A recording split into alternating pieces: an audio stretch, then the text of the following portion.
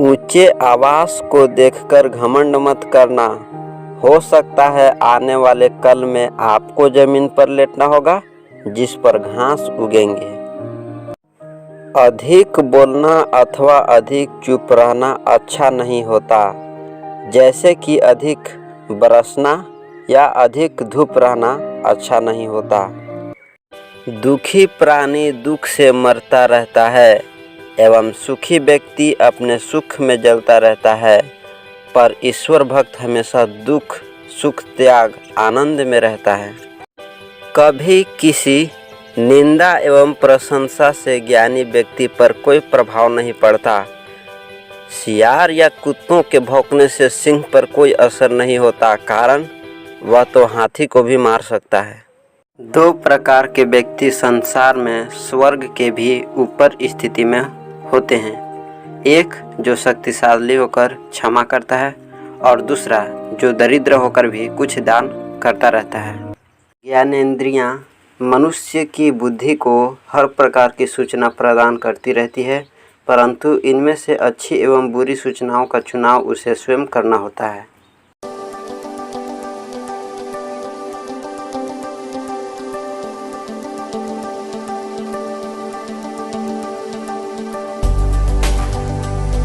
तू करता वही है जो तू चाहता है, पर होता वही है जो मैं चाहता हूँ।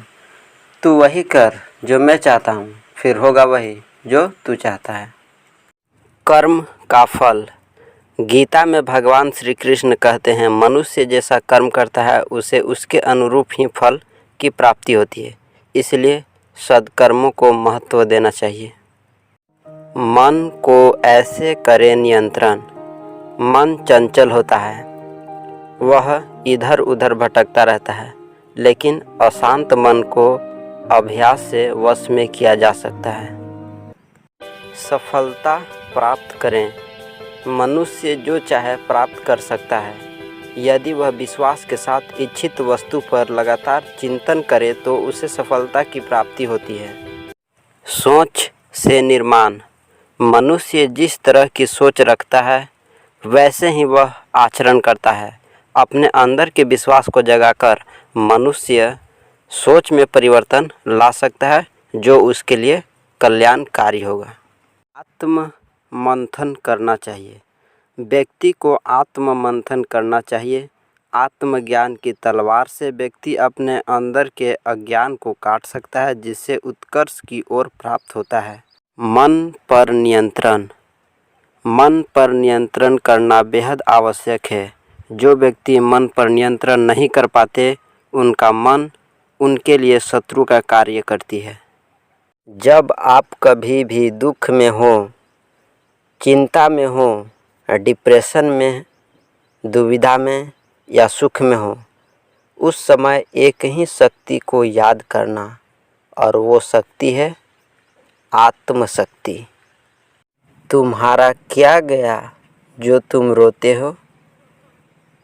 तुम क्या लाए थे जो तुमने खो दिया? तुमने क्या पैदा किया था जो नाश हो गया?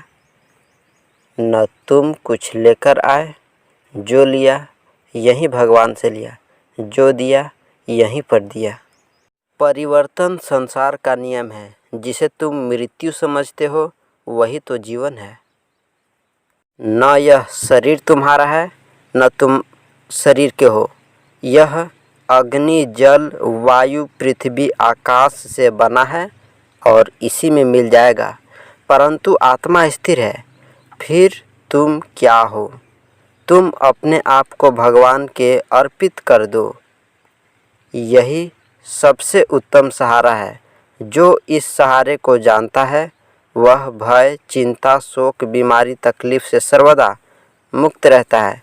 जो कुछ भी तू करता है उसे भगवान के अर्पण करता चल।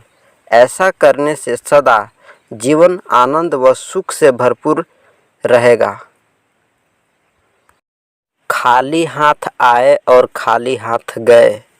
जो आज तुम्हारा है कल किसी और का था, परसों किसी और का होगा। तुम इसे अपना समझकर मग्न हो रहे हो। बस यही प्रसन्नता तुम्हारे दुखों का कारण है। अज्ञान ही पाप है। जो चोरी करता है वह अपने को चुराता है, जो धोखा देता है वह अपने को धोखे में रखता है, जो कर्ज लेता है वह अपनी ही कर्जदार बनता है, और जो दूसरों को जितना देता है उतना ही अपना लाभ करता है। धार सिर्फ तलवार की नहीं होती, धार सिर्फ टूटे कांच के टुकड़े की नहीं होती, धार होती है पानी में भी जो पत्थर काट सकती है, धार होती है हवाओं में भी जो ठहरी हुई रुत पर हमला करती है, धार होती है फूलों में भी जो संसार की कठोरता दिन रात काटने में जुटे हैं। हैरानी तो होनी चाहिए हमें कि सबसे कोमल चीज़ें सबसे धारदार हुआ करती है।